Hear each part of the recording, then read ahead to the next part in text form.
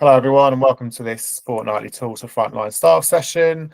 We've got a few different presenters today and yeah, good to have you all here. And yeah, we're going to be looking at a range of issues focused primarily on housing services. We've got a couple of brief presentations first on a couple of really interesting projects. So I'm going to pass over to Sarah and please take it away. Hi everyone. Today was just about me let me explain who I am first. I work in the neighbourhoods team. I'm a project officer. I also sit on the side of children, young people, maternity and families. Basically, it was just a bit of kind of promotion today about some anxiety workshops that are taking place in the next month and a half.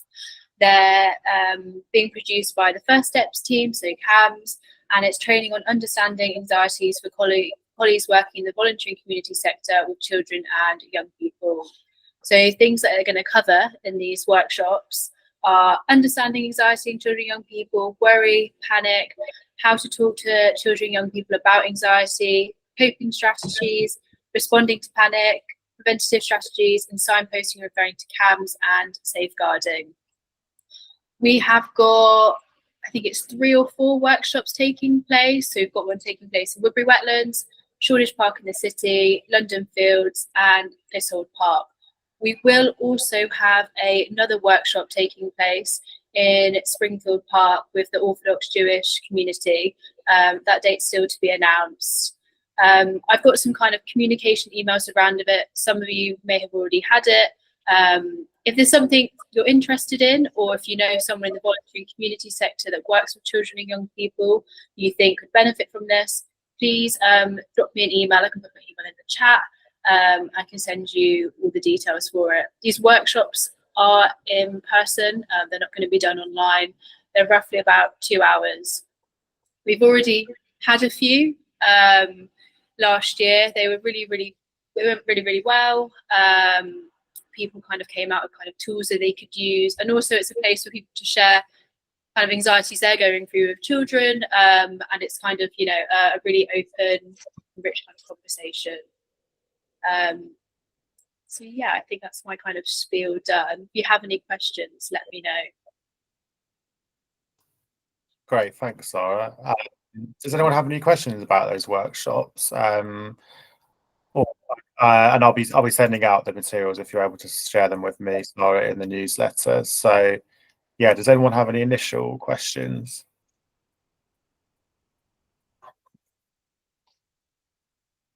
No? Okay.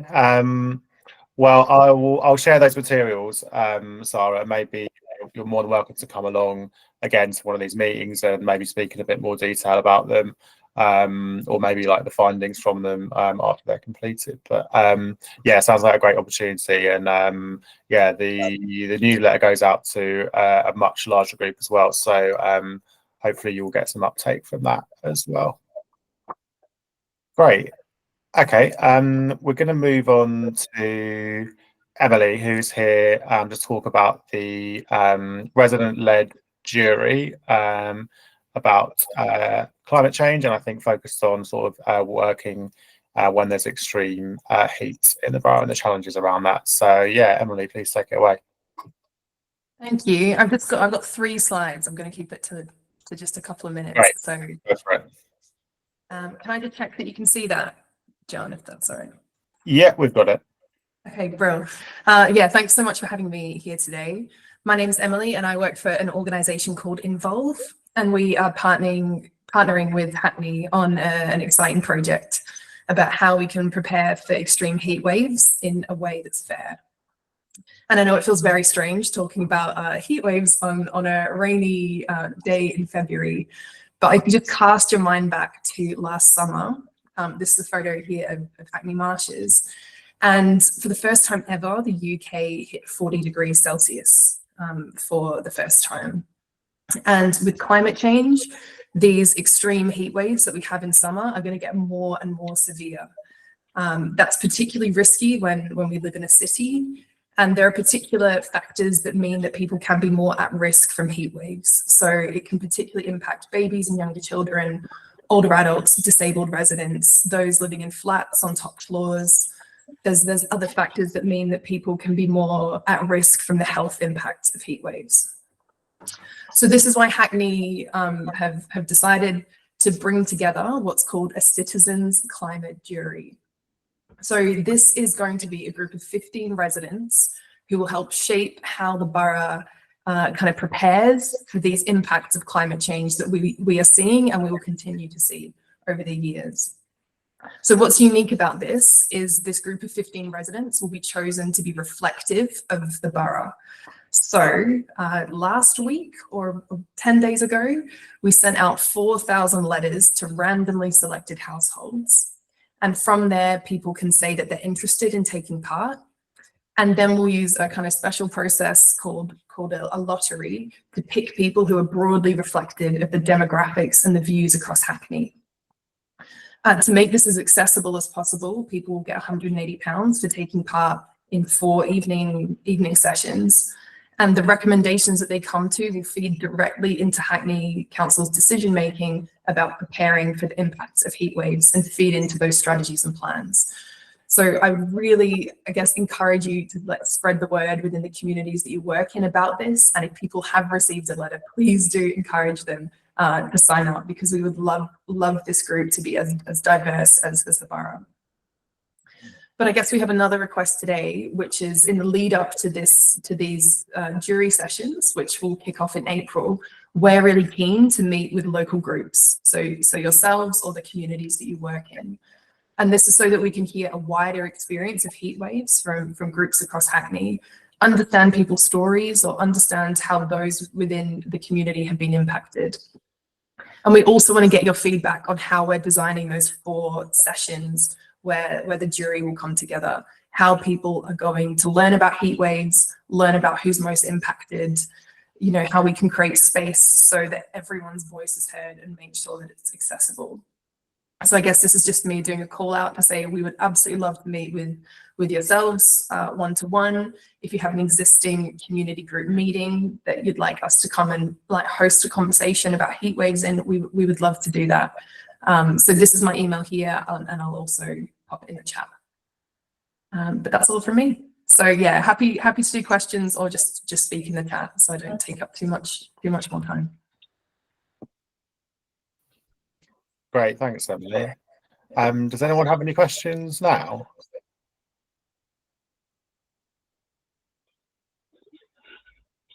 Molly. This is more of a comment than a question, which is the worst thing in the world. But I am working as part of my work at Groundwork London with a toolkit funded by the GLA on community resilience, including in the face of things like heat waves. So obviously really exciting to hear from Emily, and also if you're kind of interested around that, piqued by that, and also interested in community resilience, I thought I'd just shout out about the project. And this group will hopefully be hearing from me in the future with some of the kind of surveys and output to that project. So I thought I'd just jump in quickly. Great, thanks, Molly. Yeah, and you're very welcome to come along to one of these meetings in the future and present on that work. That'd be great. I think Colin might have had his hand up, but it disappeared. So not sure if you still wanted to talk or not. Does anyone else have any comments or questions? Yeah, I'm wondering what other spaces you could maybe get into, Emily, to present and sort of find some connections. Ishmael. Yeah, hi. I'm going to be doing a presentation about housing management later on, but one of the areas that we work with very closely is tenants resident associations for Hackney residents, and they do usually have monthly or bi-monthly evening meetings where residents come to discuss. Usually it's housing related issues, but the platform is kind of open. We could invite other areas of the council to come in, and it might be something you might want to link up with the local housing officers to maybe look at some dates, and you probably have a forum of housing residents who you could probably share the information that you're looking at, and maybe try and do some surveys or engagement or however you want to do it. But it's possibly a way we can work together. That sounds brilliant. Thanks, Ishmael. Yeah, I can be in touch about that. Thank you. No problem. Great, sounds good. Anyone else with any questions or comments? I was wondering, Emily, are there particular groups of residents, sort of, I guess, demographically, that you were keen to ensure represented, or were there particular sort of areas of the community, I guess, that you wanted to touch upon or were struggling to connect with, I suppose? I think there's two groups I think that we're particularly keen to hear from. So one is people that are more likely to be impacted by heat waves. So that's like young children and babies. So I guess parents is one group. Another is those living in flats. So I guess particularly social housing tenants would be brilliant. Older adults is another group, and disabled residents would be another group. Yeah.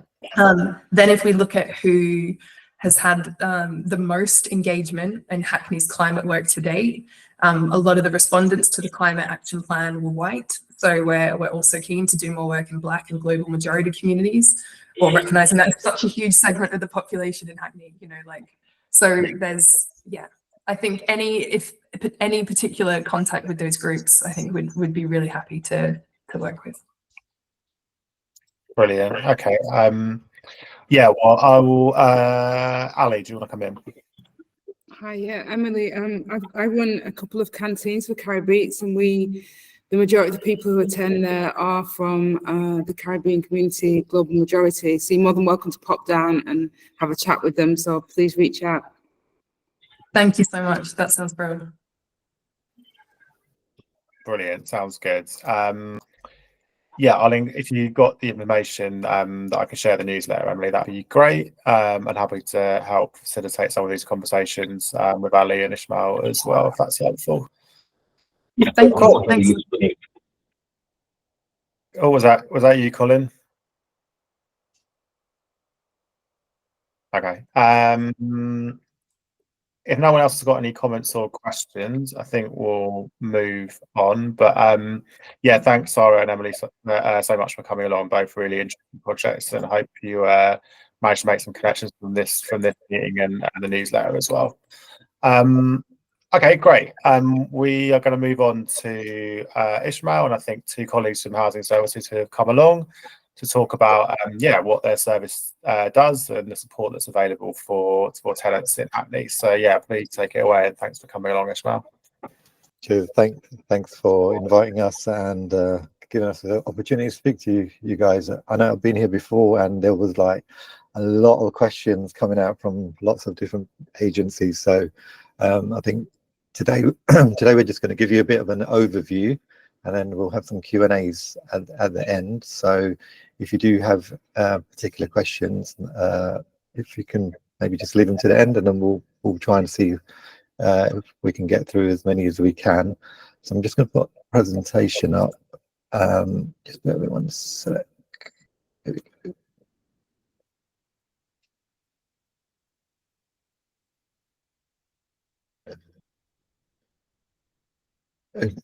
Okay.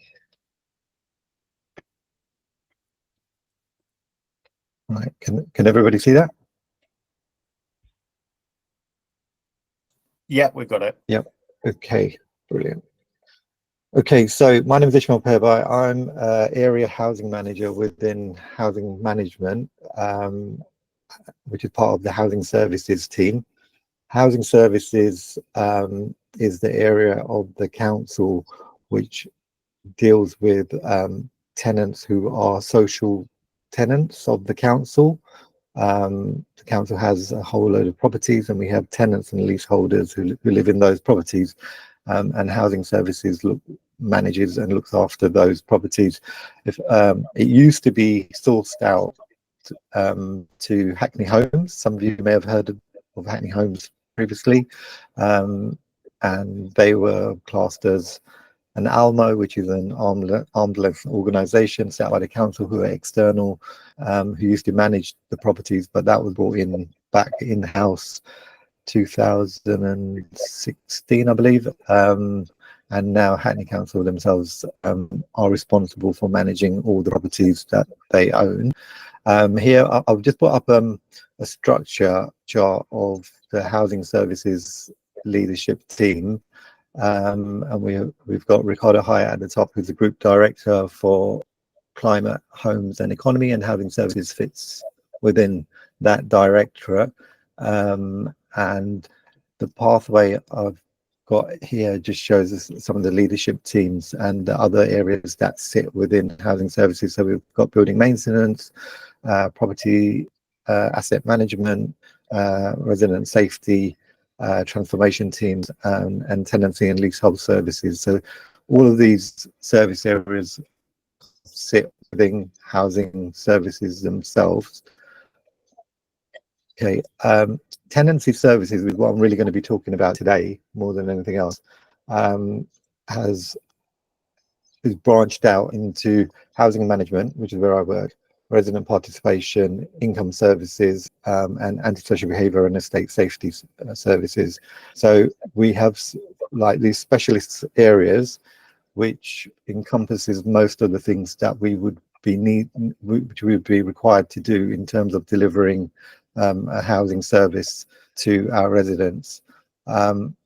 So income services, most of you probably understand, is they collect the rent and work with our tenants in terms of service charge collections as well. They have different teams within there, where we have a financial inclusion service team which works with those residents who are facing financial hardship or difficulties in managing or paying their existing rents. So it's not just about rent collection on its own.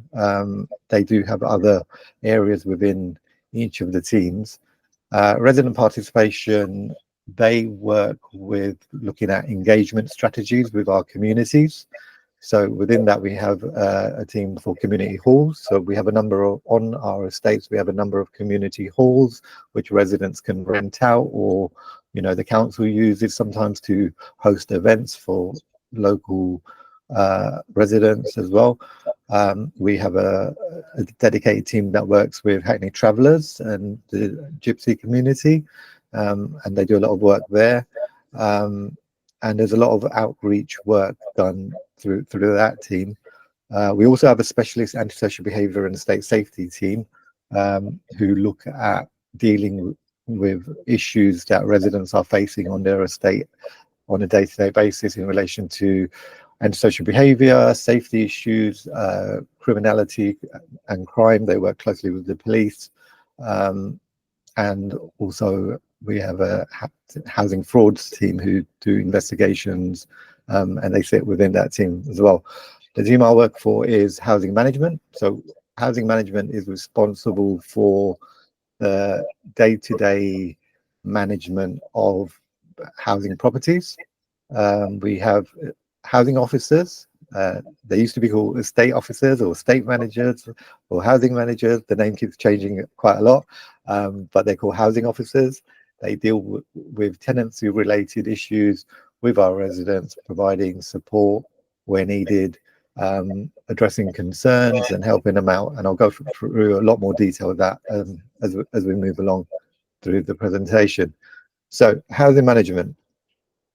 This is our mission statement of what we are set up to deliver and our aims and what we work for. So we work in partnership with residents, other teams in the council and a range of external organisations to deliver excellent tenancy related services that enable our diverse communities of residents to live well and thrive. And we have some core objectives and priorities. These are about delivering good customer service, excellent landlord services, with looking at health and safety issues within the housing stock that we manage, delivering an effective ASB service, antisocial behaviour service, which covers things like domestic abuse and domestic violence, to make sure that we can protect and safeguard our residents. We also support our most vulnerable residents who live in our properties. So social housing at the moment is, we have a very reduced stock amount, and to qualify for social housing is it's a lot more difficult nowadays than it used to be in the past, and so you probably need to have a priority need and a lot of people who have priority needs usually have some kind of vulnerability issue within their household. So we do have a large number of vulnerable residents who live within our housing stock that we manage, and obviously we work towards supporting them. And obviously we invest in trying to have the best quality staff. We can work with these people by making sure that our staff are trained well, they have experience and good management to support them working so that we can deliver that level of service for our residents. Okay, so this is a map of how we break down neighborhoods within housing management. So it's a little bit different in terms of patch boundaries. I know the medical NHS services, they also have kind of ward maps, and the police also have ward maps, and the borough has ward maps, and everybody's got different maps. And although they're kind of similar, the boundaries are usually a little bit different. So sometimes you might find there's some overlap there, but we divide in housing services, we've got it divided into 7 neighborhood areas. There's Stamford Hill at the top, and then we've got Clapton, we've got Stoke Newington, Homerton Central, which is kind of the yellow one. The green one's Homerton Wick. Then we've got the Central Neighbourhood Team, which covers Queensbridge, Devobar, London Fields, that area. And then we've got down at the bottom, we've got Shoreditch, which borders onto the city area, where Hackney kind of tips off. We currently have about 20,000 tenants, properties, and around 10,000 leaseholders that we manage who live in our properties. Homelessness is a big issue anywhere in London, and it's the same in Hackney. Our stock shortage, we have a very big stock shortage. All our properties are more or less taken up, and we have waiting lists which are very, very long, and there's a massive demand for social housing within the borough. And we kind of have to make it clear to people that we are at the moment currently in a housing crisis. It's not exclusively to Hackney, it's a national issue, it's a government issue. There just isn't enough properties being built at the rate that they need to be built. And you know, we are also having to face the challenges that this brings when it comes to providing housing to our residents. Okay, so the housing management structure. I'm going to give these slides out later on so you can have a copy of these, and so you probably have the names of the different managers and within housing management. So if you're service users or your clients fall within one of the boundary areas and they need to contact somebody, or you need to contact somebody on behalf of one of your service users, then you'll have a name for point of reference. So I'm hoping this will help.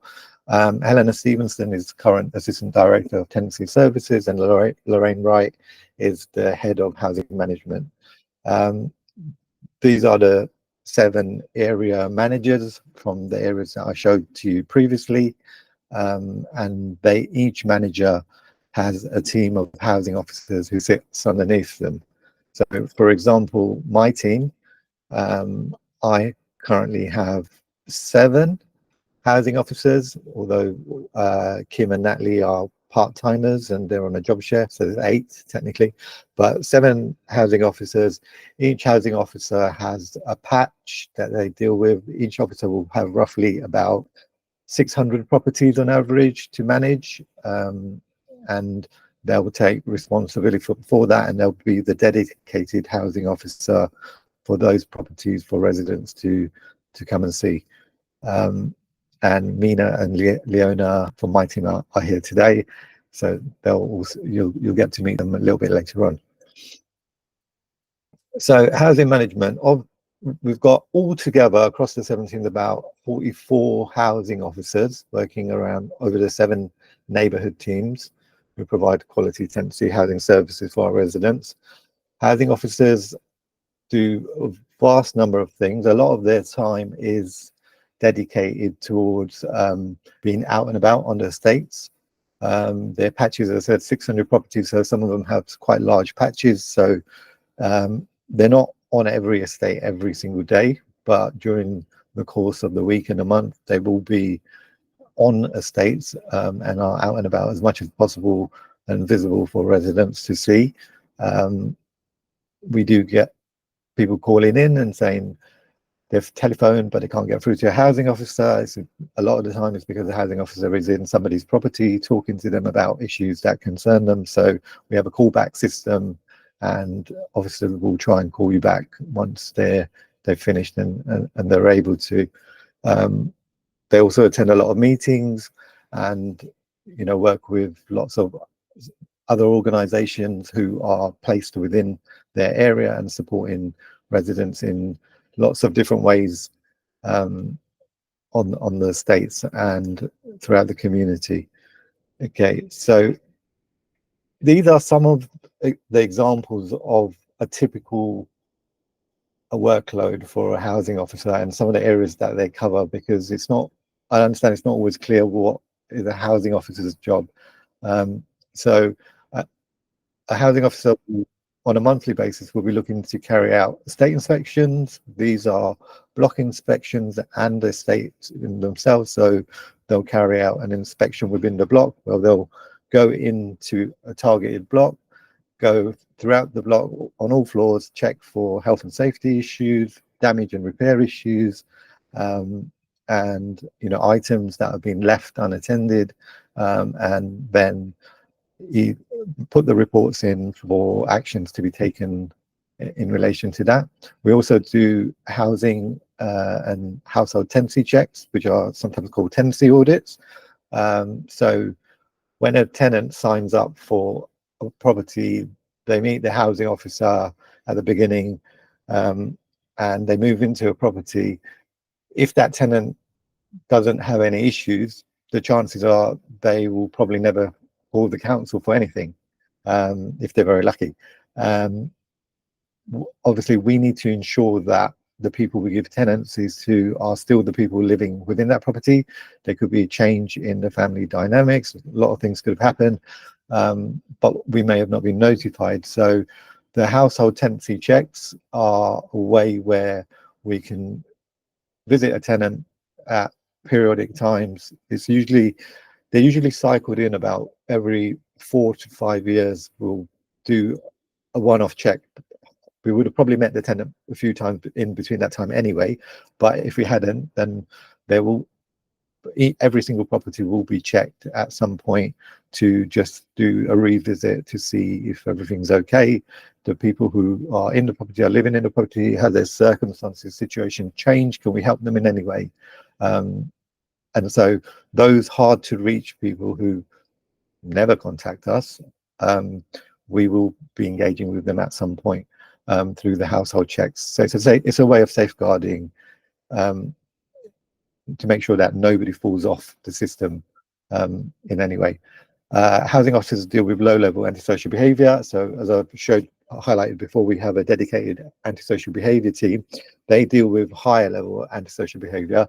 The difference between the two would be that lower-level antisocial behaviour would be new reports of incidents that are considered low-level, such as somebody leaving rubbish persistently in the stairwells and not putting them where it needs to be, some noise nuisance. Somebody had a party yesterday and it disturbed everybody in the block, an argument between two neighbours, where we might just need to go in and have a chat and try and resolve the issue.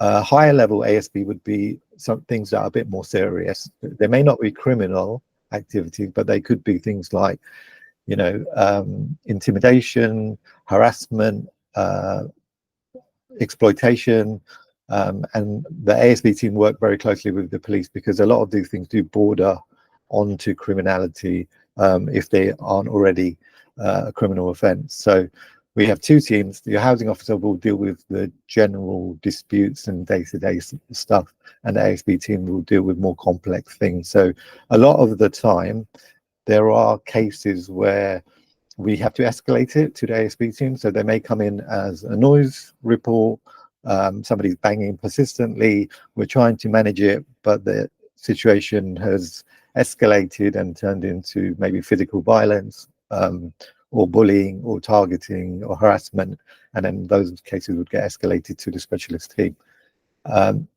We also, as I mentioned earlier, we have a lot of our estates have tenants residents associations. There are groups of tenants who have come together and worked with us to provide a structured format where they can discuss issues which impact all residents on behalf of all residents. And they usually have meetings, and the housing officer attends those meetings and will discuss issues that affect the community as a whole and try and resolve those issues. Fire risk management, very important, especially after Grenfell. This is something that officers are looking out for all the time, fire risk, or when residents report things to us, we have to carry out those checks. We also have a fire safety team who are specialist fire inspectors, who we work very closely with in addressing those issues. New tenants, so whenever we've got a new tenant moving in, we do an initial tenancy visit. Housing officers go and meet the tenant. They provide as much information as they can in terms of managing households, points of contact within the council, who to go to, how to report things, giving leaflets, and just building that relationship with the new tenant so that there's a good settling in period for the tenant, and they, making sure that they check with them at regular intervals to see that they understand how to manage that tenancy that's been given to them. Callbacks, correspondence, that's part of the day-to-day work of a housing officer. We get lots of telephone call requests. We get lots of letters, email communication from residents that a housing officer needs to respond to. Sometimes it's for them to deal with, sometimes it's for them to raise a repair issue or a ticket for somebody for another department to take over. Councillors, mayors and complaints, they come in, housing officers would be dealing where a resident has gone directly to their councillor or their mayor or raise a complaint through the formal channels. We'll be looking at that and then investigating those issues and working with managers to look at how we can address those issues. Visiting and supporting vulnerable residents, that's another big area that we work in, and those are usually things that are quite complex, and we need assistance from supporting agencies and partner agencies like social services, adult social care, drug rehabilitation teams, charities, voluntary sector organisations who work with particular community-based groups. And then we work collaboratively with all those organisations to support our residents who are identified as vulnerable. Then we've got leading on emergency rehousing applications. So yeah, we often get requests for residents who may be the victim of domestic abuse or the victim of serious gang crime or other types of crime where they need to be moved immediately or urgently. And we have processes and protocols where we deal with those kind of things. Death of tenants, residents pass away, and then we work with the families to look at regulating tenancies and what support they need and how we're going to address the housing issue for the deceased. Change of tenancies, again, family dynamics change all the time. Tenancies might need to be changed, so we get requests for those. Adaptations to properties, sometimes it's related to vulnerability issues, injuries, age. People get older, they need adaptation support, or people may just want to make a change to the property. So we have processes that, and those kind of requests would come in to us, and then we would look at those as well. Community engagement through attending surgeries and events. Housing officers are the ones who are kind of the face of the housing service, where residents meet them regularly, and we try to engage as much as possible as we can with our residents. It's not easy. Some resident or community groups are a bit more harder to reach, but we try and work with them as much as possible and have a strategy of engagement. And we work with the resident participation team who do a lot of work on community events, where we can attend and meet tenants, speak to them as much as possible. Reviewing estate improvement plans and strategies. So we have improvement plan strategies which the council are responsible for, and the housing officer will be attending those, because a lot of the time residents have already spoken to he or she, and they have an understanding of what the local community needs are and are best placed to represent those on behalf of tenants. And then there's just any other ad hoc tenancy related issues that we deal with, but we deal with quite a lot. It's a very busy role. Surgery. So I know from previously attending these meetings, and it's not just through these meetings, but some residents find it difficult to know who the housing officer is. Obviously, we get turnover of staff, people come and go, and new housing officers come into place, and they may not be familiar with the new housing officer, or they may have not had an issue up until now and never had the need to speak to a housing officer. So we do have different ways where residents can contact us in person if they want to speak to somebody directly. Obviously they can phone in or send an email or a letter, but if they actually want to meet a housing officer, we are running a project at the moment which has been going on for a little while, where we're running community surgeries on estates, and that's a project we're really keen on developing, and I've been working quite closely with Charles Clark on looking at how we can put more of these together, where we can work with voluntary sector organisations to set up surgeries. So I know we're doing one currently with Richmond Road Medical Centre, where once a month a housing officer from that area will go to the medical centre, and we have a table there, and people who use that surgery can come and speak to them about their housing issues, and it's actually been quite successful. We've had quite positive feedback on that. We want to do that with other voluntary sector organisations as well. So hopefully after today, I might get quite a few of you, if you have the capacity to do so, and there's a need, you might want to get in touch, and we can look at putting something together on that front. Other than that, there's a Hackney Service Centre.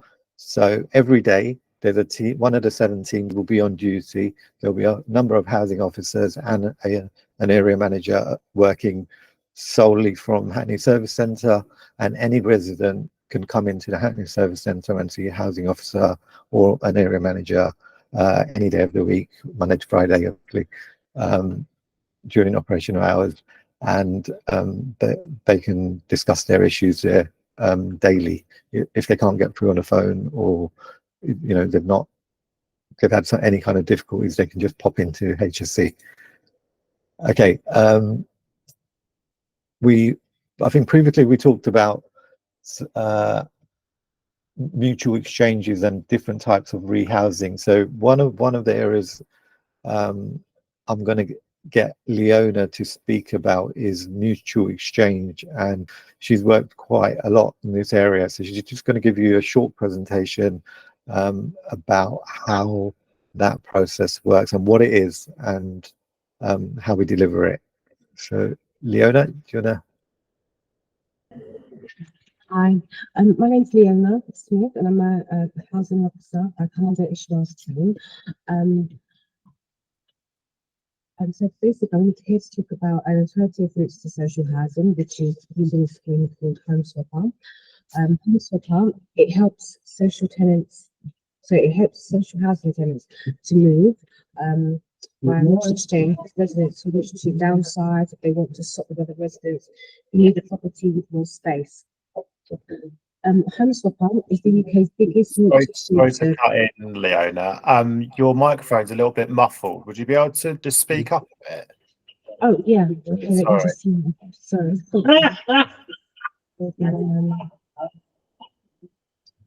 Is that better? Can you hear me now? That's a little bit better. Yeah, I think if you just speak up a bit, it should be all right. Okay, sorry. So Home Swapper, okay, is the UK's biggest mixed exchange service with over 400,000 registered on it. So Home Swapper it's a scheme where it's free for our tenants to use. It's available 24 hours a day. Okay, registration is easy and it's free. As you can see on the slide that Ishmael's presenting, we've got the website there, which is at the bottom of the slide. So really, as you know, that like Ishmael said, there's a housing shortage at the moment. So Home Swapper is a scheme which is easy for residents to use. They can register on there free of charge. They can basically take pictures of their home, and they can also basically tell the site what they're looking for, whether it's a flat, whether it's a garden, and basically they can sort of anybody throughout the UK, providing that they don't have any large rent arrears on their account. And basically, once that they found someone to swap with, they would just contact the council, and then we would send them out a form for them to complete, or they can use the sorry. Right, sorry, I'm starting that again. So once they've found someone to match, they want to swap with, they would contact the council, and we would then start the process for them. They'd have to provide us with the documentation.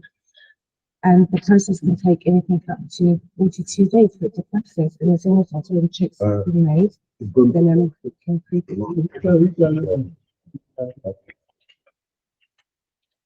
and that's just a brief explanation of Home Swapper.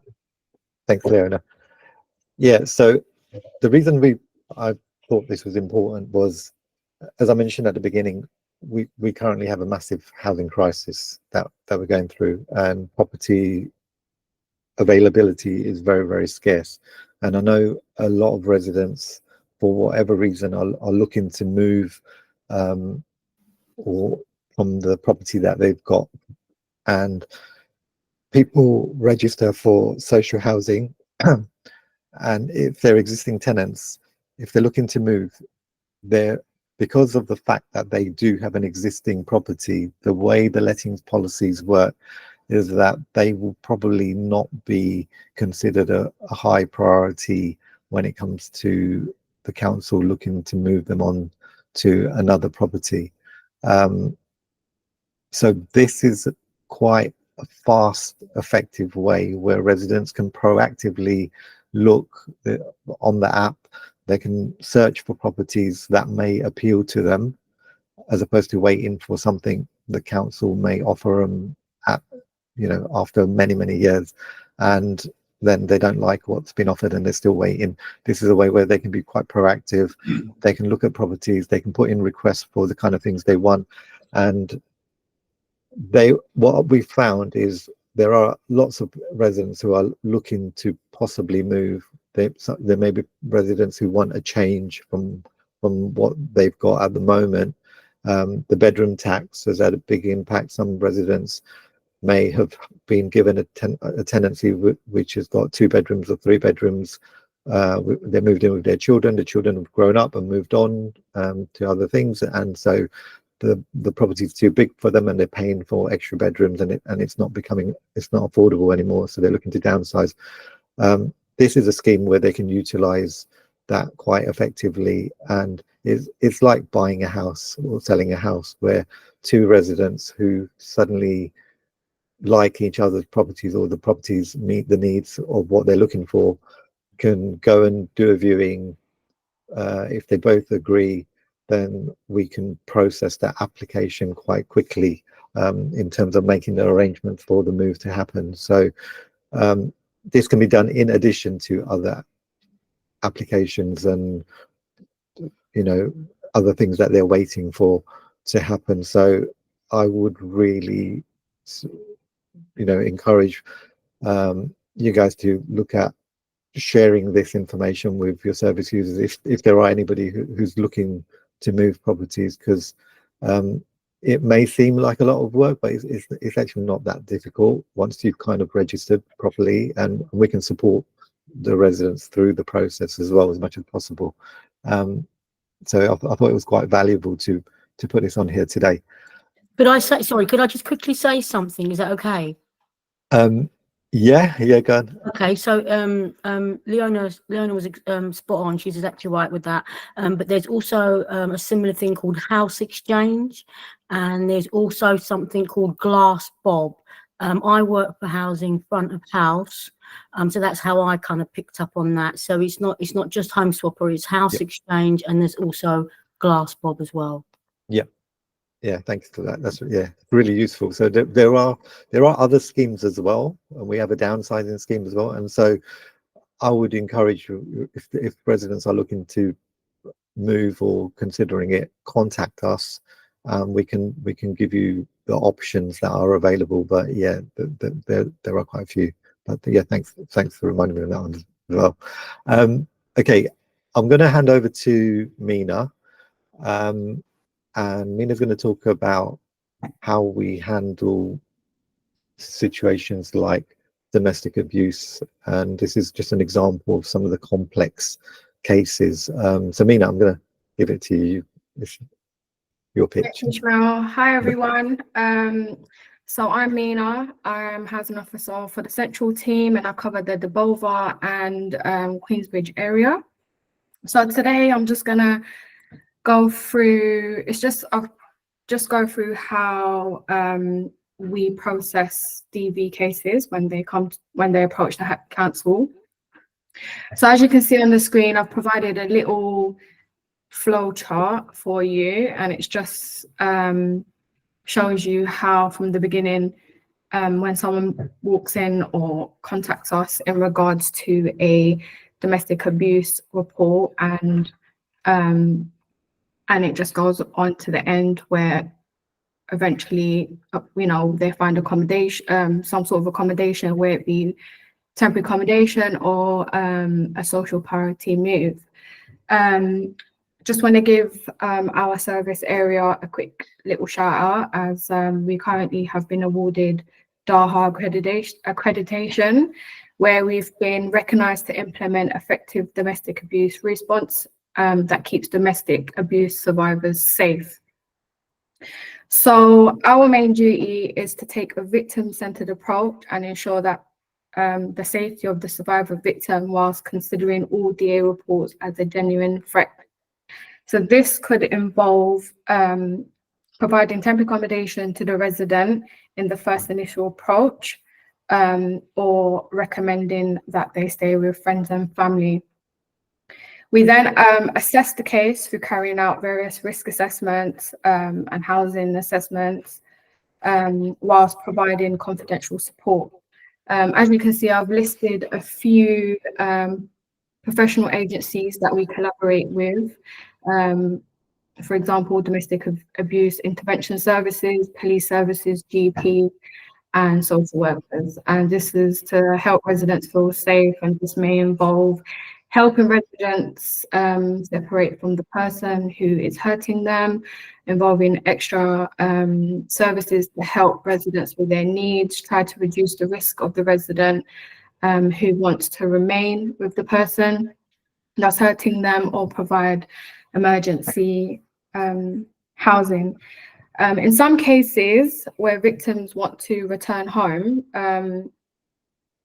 we look at safety measures to help mitigate further risks. And this can include such things as a sanctuary scheme, where the police will look into working with the victim survivor to fit security measures in the property, or we may recommend the victim request for an injunction, which is a court order to protect the victim in their home. And in some other cases, we look into a social priority move, where the case is heard at a panel meeting, and the social priority move is awarded depending on the evidence provided, i.e. police recommendation or a DIAS report. So one example I have for you is a victim who approached us, who reported emotional and coercive abuse within her household. So with this, obviously, we always make sure that we we provide a victim-centered approach. So every case is different, and we have to make sure that we consider each case as a genuine threat. So we would first carry out a risk assessment. And I've carried out a risk assessment with the resident, and whilst going through the risk assessment, we touch on various things such as whether the victim is safe where they're living or whether they need to be temporarily rehoused into TA or anything like that. In this case, the victim mentioned, she did not need TA. She was staying with her family. And in regards to what she wanted out of it, she did not want to involve the police or request for an injunction because she did not want to aggravate the perpetrator. However, she was able to, we had a DIAS report where they recommended a social priority move. So the survivor also mentioned she made her own rehousing inquiries, because some residents do that, and where you can go through like different rehousing options is all available for them. But the only thing is that she needed a referral from us. So with all this information, I then referred the case to be heard at our social priority panel meeting, where it was then decided to award the victim with social priority move according to the DIAS report. The victim was then placed on a housing register. A referral was then submitted to the housing providers of her choice, and she was quickly offered a new tenancy. So yes, it's a very positive outcome for the victim. Thank you, Mina. Yeah, so that's just to kind of showcase a little bit how we work with victims of domestic abuse and domestic violence. And as Mina mentioned, we are DAHA accredited in terms of the service that we provide. So it's quite a high level service, and domestic abuse is one of our priorities in making sure that we protect our residents. Okay, so that's kind of a quick overview of housing management and housing services. So I'm kind of going to open it out for Q&As now. So if you've got any questions, please feel free to ask. There's me, Mina, and Leona here today. So we'll try and answer as many questions as we can. Thanks so much, Ismail and Leona and Mina. Really, really useful information there, and just shows how sort of vast the work is that you guys do. So really great to get that insight. We have got Ruth, you got your hand up. You've been waiting patiently, so please come in and ask your question. I'm sorry, I think it was up by mistake. Sorry. Oh, no worries. In that case, I think Sarah is first. Hi, thanks. I understand your job is very, very difficult, and I think you probably do a very good job a lot of the time. If I've got a parent that I feel has been a victim of DV, although slightly more complicated situation, and hasn't become a social priority, but yet lots of organisations working with the family believe they should be moved, but they're in temporary accommodation. Is there a way to appeal or get it re-looked at? What would you suggest going forward? Okay, so are they an existing tenant, or are they? They're in temporary accommodation in Hackney, and they're on the waiting list band B. Okay, so they wouldn't really fall under our remit, but the council, as I said, the housing services and the council are DAHA accredited. So in terms of domestic abuse, their case would be assessed in the same way as a council tenant's case would be assessed. If they feel that the decision has been made which is incorrect, then they can appeal that and put a complaint in to have that reviewed. Okay, what's the format for that? If you send me your contact details, I'll get that information and pass it on to you. As I said, it's not something our department deals with because they're part of temporary accommodation. Sure. So they would be part of the homelessness team, and they would be dealing with that. I mean, the council's responsibility is to make sure that the property that they're in is safe and safeguards them from the perpetrator of domestic abuse. It doesn't mean that we have to rehouse them immediately. We would be looking at rehousing when stock becomes available, because as I said, there's a massive shortage of available properties. So if they are safe, it may be that they may have gone onto a waiting list waiting for a property based on priority needs. Okay, but I could get that re-looked at by contacting you, and you tell me the protocol. Is that? If you send me the details, I'll How find do I find your email? John, I'll put it in the chat. Thank you. Thanks very much. Cheers. Thanks a lot. Thanks, Sarah. Lorraine, you've got your hand up, but then I'll come to the questions in the chat. Hi, everyone. So I just wanted to ask, there is a client that I'm working with. I've been working with him since November. He has severe learning disabilities. So he wants to move closer to his mother because that's his support network. And he was living with his brother, but he passed away. So he's not able to maintain their 2-bedroom flat. So I suggested to him, and we put his property up on the home swapper. However, it's kind of like taking quite long to get any responses. So I was going to ask, is there like a roundabout time, or does it kind of like vary in terms of how you present the actual property and stuff like that? How do I fast track it? Because it's been quite a while and I'm the one that's doing it. So that's right. Leona, do you want to come in on that one? Hi, Lorraine. What I would say is that I always tell people that when they're registering for Home Swap Hub, please take pictures, upload pictures, because people want to see, the type of property that they're coming to. And what I want to ask as well is, your client, is he wanting to move to a different borough? He's staying in the same borough? no, so he is in one part of Hackney and he wants to move to, oh my gosh, I think it's near, oh gosh, Hoxton. I think he wants to move to Hoxton. So it's just one part of the borough to another part of the borough. So I thought Hoxton was quite kind of like a, I don't know, trendy kind of borough. So I would have thought it would have gone quite quickly. So I was like, oh, that would be fine. I was like, oh gosh, no, it's taken quite long. So I was like, oh. So yeah, that's what is my suggestion. If you haven't put post any pictures up of the property, okay, I would just post them up, because obviously if he's got a 2-bedroom property, obviously he's going to be downsizing. Also, as well, spoken to the downsizing team as well. No, I do. I'm not. I can't remember. Maybe he is. I think maybe he's with a housing association or Hackney Council. I have to confirm. But if it is with the council, who do I need to speak with? What you could do, Lorraine, is you could send either myself or Ishmael, okay, his contact details, and we can have that for you. Because if he's a council tenant, we can, as well as him being registered on Home Swapper, we can also put him down for him to complete a transfer form.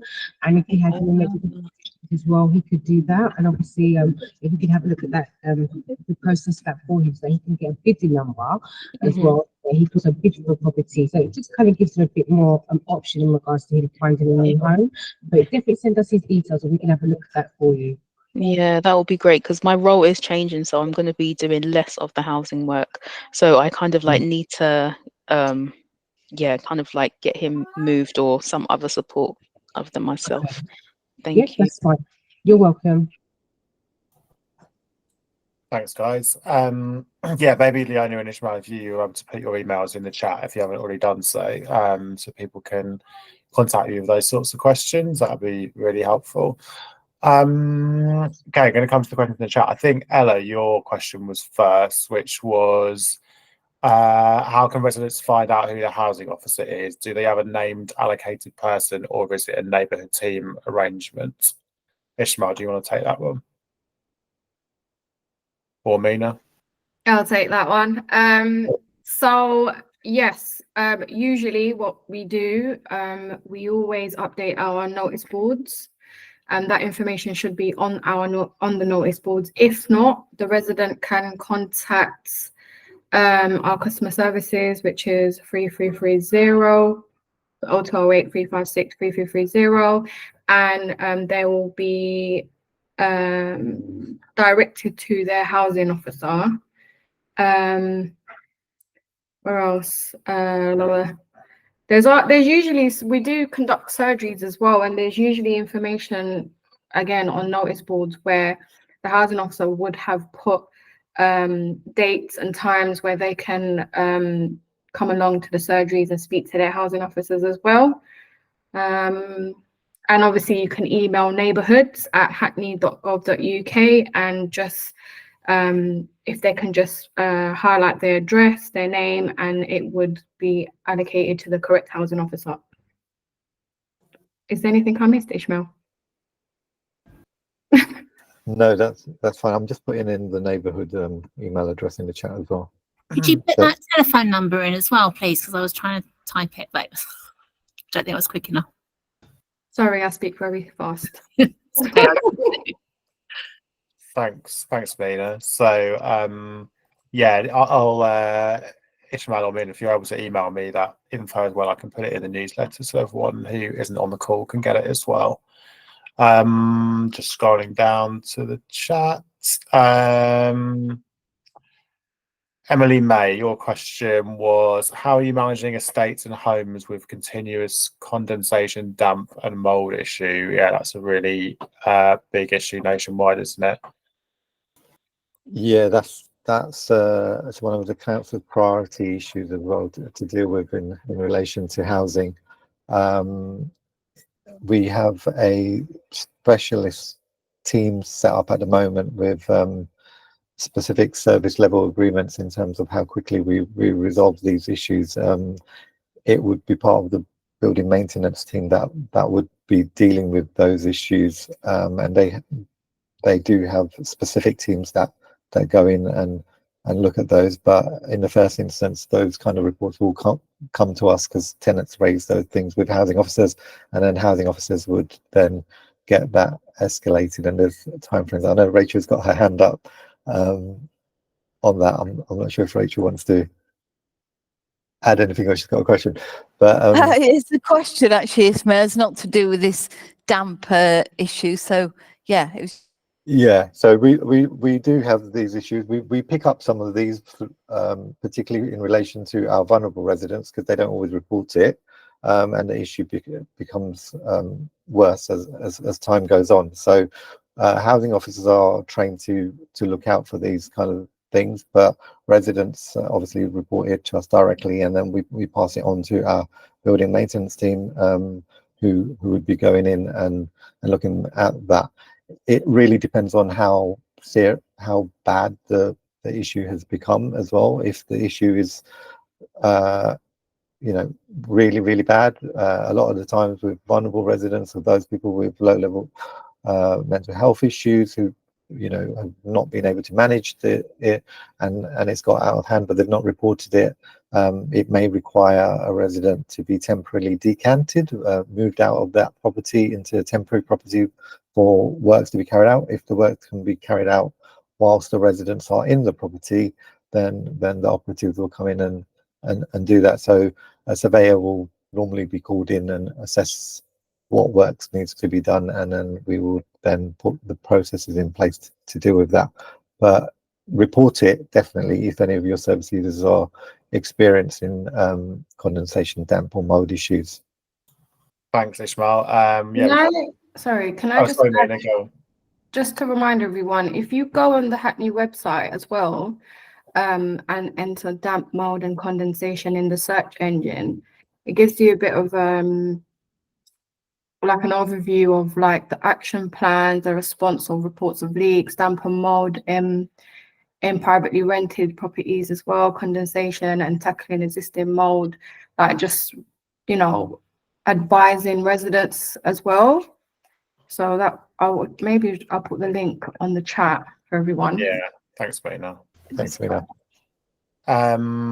Not sure who was first out of the chat and people got their hands up, but I'm going to come to Rachel Neal's question in the chat first, which was so many residents nowadays are living in housing association properties. Do they always have to go through the housing association for all of their needs, or does Hackney Council ever get involved?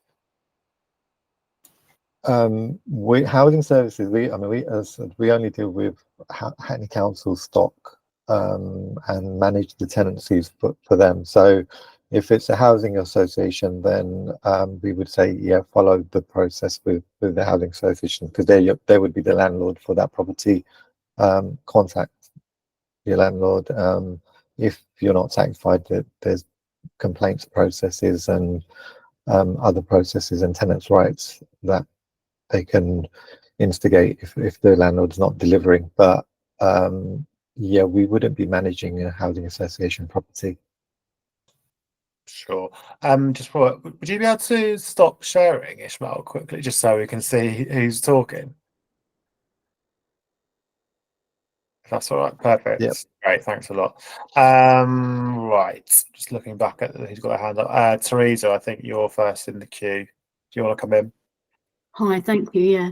My question is that sometimes people approach us and they've been living with a parent, perhaps, in a tenancy, and there was a gentleman the other day that came to us presenting as homeless because he had lived with his mother for a very long time, and he wasn't on the tenancy, and she'd passed. And so then he was kind of looking at homeless, even though he'd lived in this property his whole life, more or less. His mother passed, and he's now looking at having to move from a home that he had his whole life. I just want to know what the update was on that, because when I tried to find some information with regards to kind of where he stands on that, we didn't manage to get anything solid, and it was kind of passed through the system, and then we didn't kind of know what happened. So I just wanted to know kind of what happens in those instances where you've got someone that's lived in a house their whole life, and then someone might pass away, and kind of then they're left having to move from a home that they've had their whole life. So I was just wondering what the situation was with that, and what kind of help would they get. Thank you.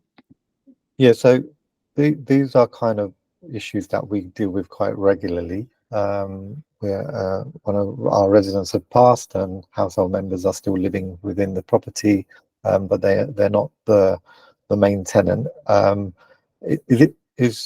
Is your service user, is he or she council tenant? Or Guys, sorry, just to cut in.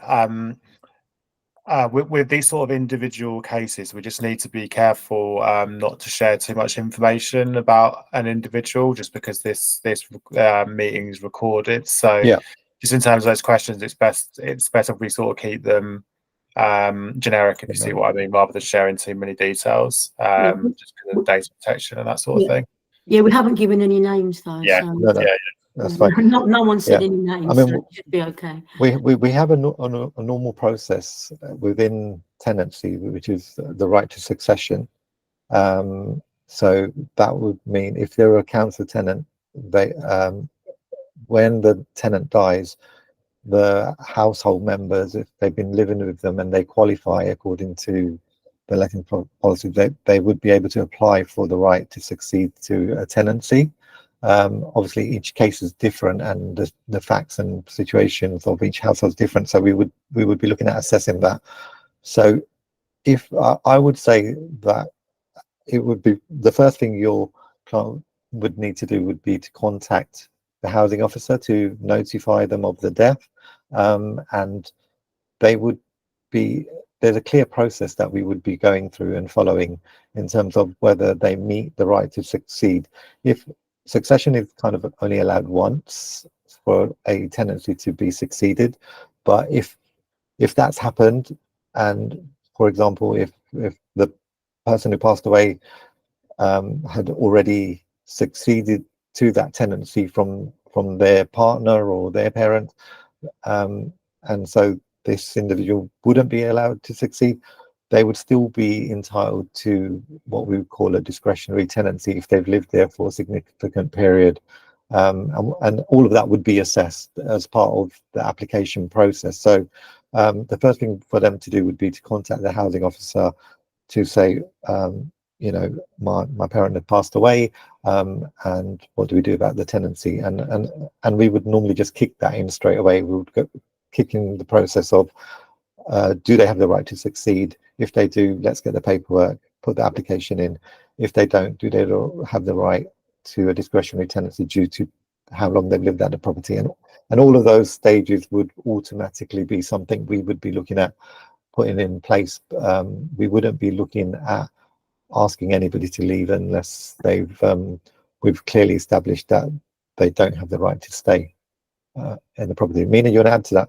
Yeah, I was just gonna again put a link on the chat for you because we have a succession application on the website as well, so you can have a look at the requirements, or what we need from the resident, i.e. ID and stuff like that. So you have a bit of a better idea of what is needed. Yep. Thank you. And the discretionary tenancy, is there like a time scale with that? If you do agree to that, is there like a time scale?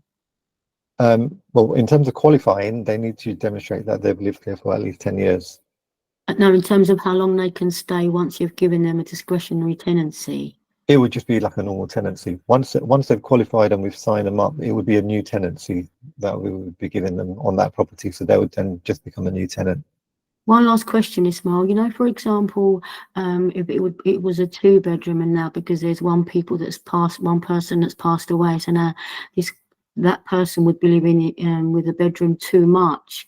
Yeah, so that would be part of the application process where when we do our assessment, we would be looking at is giving them a tenancy at that property appropriate, or would we be looking at giving them a 1-bedroom property instead, so that we can free up that property for somebody else who might need a 2-bedroom property and it has been on a waiting list. So that would all be part of the application process when they do the assessment for that household.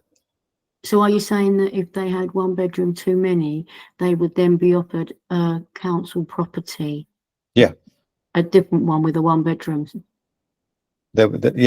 We'd be, if they had a property which was too large for their current household, then we would be looking at moving them to a property which is more appropriate to the size of whoever's left over in the property. That's good to know. Thank you very much. I appreciate that. No problem. Thanks, guys. We've only got about 10 minutes left, and there's a few more questions to get through. So just try and make sure we get all of those answered before 5:30. So Lorraine, you've got your hand up. It's just off the back of that one, actually, because I've had quite a few clients that's come in where the person that had the tenancy passed away, and they've had to apply for succession. So I was going to ask, actually, Ishmael, what's the difference between succession and the discretionary tenancy? Is it that, because I've been telling my clients that they can succeed if they've been there for over 5 years, 5 to 10, I think 5 years I've said, and they can provide proof of documentation that they've been there for the full 5 years or more. And then, then I guess that kind of like leads on to the process, but I wasn't sure if I was giving them that correct information or... Yeah. Mina, do you want to come in on this one? I'm going to... So... Because you deal with this all the time. So when it comes to successions, they have to, they need to be living at the property for 1 year prior to the tenant's death. Mm-hmm. And then once that's assessed, let's just say that they do not meet that requirement, but they can prove that they have lived in the property for 10 years or more, then we can consider them for the discretionary decision. Does that make sense? Yeah, so they have to have been there for at the property for at least a year. And if, you need more information, that they have to show that they've been there for 10 years plus. No, let me just make that clear a little bit. Thank you. When you first make the succession application, one of the main requirement is they need to be living at the property 1 year prior the tenant passing. Okay. Yeah, before the tenants pass up to the tenant pass away, 1 whole year. And provided they've got all the relevant documents, ID, blah blah blah, then that can get processed. If, for example, there is something in the application where it's deemed that they're not successful with the succession, the discretionary decision is only considered if we can still consider it, but it's more likely considered if they've been living there for 10 years prior. Does that make sense? Yeah, So I got it's it now. not to do with after the tenant has passed. It's all to do with before the tenant had passed. Okay, all right. So yeah, got it. Yeah, so there's a bit in there. I think you missed out a little bit. So there was right. So prior to 2012, if the tenancy commenced before that, so if the original tenancy was set up before 2012, household members had the right to succeed to the tenancy if they had lived there for 1 year, and they can demonstrate that. The law was changed in 2012, so now that does not apply to anybody but the spouse. Oh, okay. So if it's a child of the parent who has lived at the property, but the tenancy started after 2012, they would be entitled to apply for a discretionary tenancy. Now, to qualify for that, they have to demonstrate that they've lived at the property for 10 years. Okay. Yeah. So the 1 year period doesn't apply to them. They need to then show they've lived there for 10 years. Whereas if the tenancy was before 2012, they would only need to demonstrate they've lived there for 1 year. And as a child, they would also qualify. So the law was slightly changed. So it depends on when that tenancy was created. But other than that, we would then assess the application based on the council's letting policy. So if the tenancy started after 2012, it's the child of the tenant, they've lived with their parent for over 10 years, they would most likely be entitled to qualify for a discretionary tenancy on that property, on the same property. Okay, so what if the time just kind of like falls before the 10 years, let's just say 8-9 years? Could that be looked into, or would it just be like? No, they wouldn't. We have a lot of tenancies like that, and that's so it is I think it's April 2012 as well, so it's quite specific. It's Oh my it's goodness. when the law changed, so that it's a legal thing. The policy is online as well. You can have a look, just to remind yourself from what was said. Yeah, I will definitely look into that. Because I think I've been given I've been when clients come to me, because I hold a weekly drop-in. So when they come to me like, oh, I've been living here, and they're not the spouse, they are a child of the tenant. And then I'll be like, okay, yeah, because I went on to Shelter and I read some of the information that they have. So I've been saying, what, speak to your housing officer, but you can succeed if you've been there for a certain amount of time. But now it's clear that, it has to be before 2012 and they have to, yeah, okay. I'm just Lot going to to cut in remember. it because we've only got a few minutes left. And there's some comments in the chat. They're quite meaty questions, so I'm wondering whether I can, if there's not time now, I can collect them and pass them on to you as well. Yeah. I'm not sure what there's some comments and questions from El Pre. Sorry, I'm not sure what your first name is there. But there's a question around the process and timelines for the transfer or medical need. And then there were some further comments around swapping and exchange.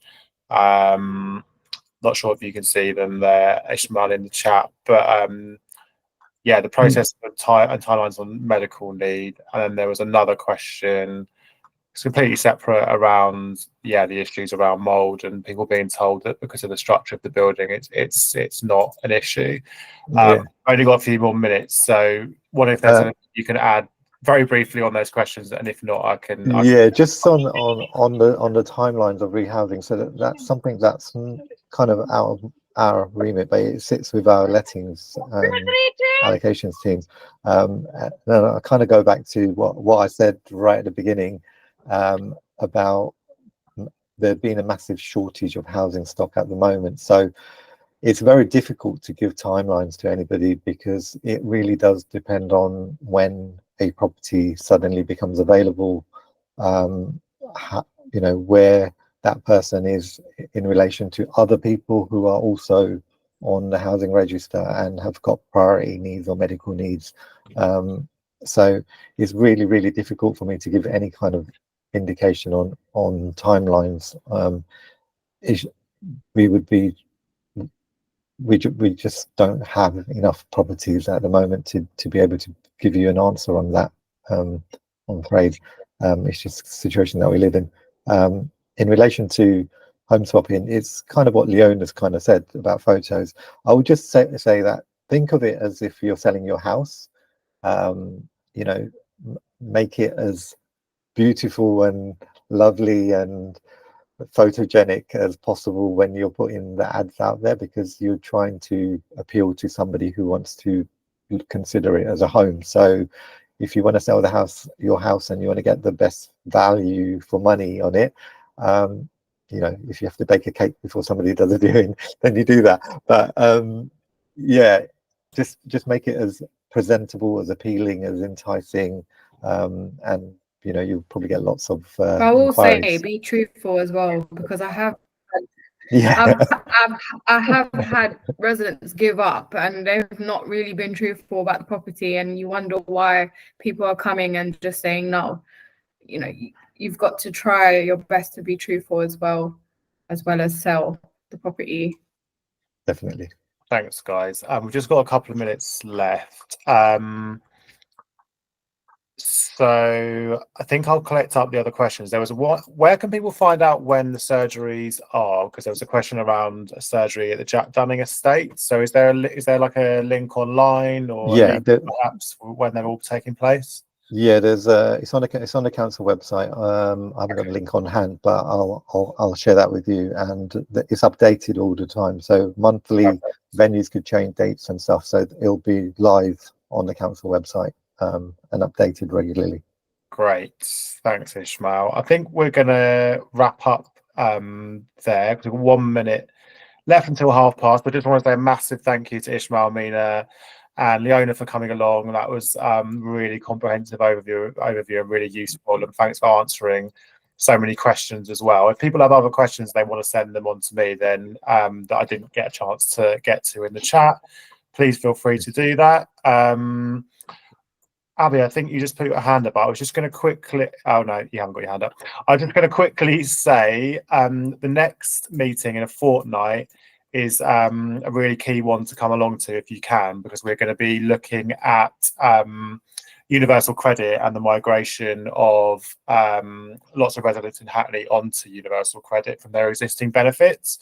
It's going to be a really key piece of work in terms of supporting financially vulnerable residents, because many of them are going to have to sort of make an application for universal credit. They're not going to be sort of automatically transferred over. So it's really important that you know, if you're working with residents who this affects, that you're sort of aware of the upcoming changes and how to support your residents. So Ume, who is the partnerships manager at the DWP for Hackney, is going to be coming along explaining what this all means and how we can get our heads around it and how we can work together to ensure people don't fall through the cracks. So again, it'll be a really important session and a chance for you to ask questions around that if it's not something that you're sort of already plugged into. So yeah, if there's other people who aren't on this mailing list and on this call who you think would benefit from that, please give me a shout and I can add them. And I think we're going to wrap up, but thanks everyone for coming along and sticking with it, and yeah, hopefully see you next time. Thank you, everyone. Thanks a lot. Thanks, everyone. Bye. Thanks. Bye. Thank you. Bye. Bye. Good night. Good night. Thanks so much. Thanks, everyone. Good to see you all.